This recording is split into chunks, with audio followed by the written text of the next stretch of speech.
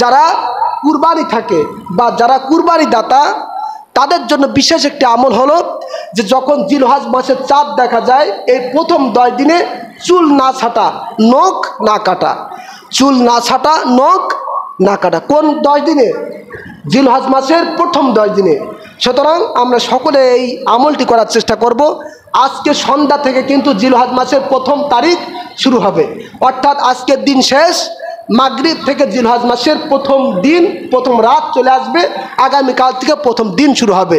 সুতরাং আর মাত্র 10 দিন পবিত্র ঈদুল আজহা বাকি রয়েছে।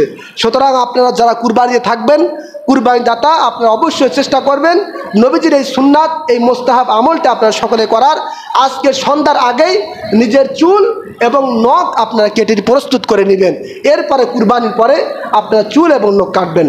আল্লাহ রব্বুল আলামিন যেন আমাদের সকলকে আজ যতগুলো আলোচনা আমরা শুনলাম সবটা বোঝার তৌফিক দান করুন এবং বাস্তব জীবনে যেন আমল করার তৌফিক দান করেন। বলেন আল্লাহুম্মা আমিন। আমিন। ওয়া আখিরু দাওয়ানা আলহামদুলিল্লাহি রাব্বিল আলামিন।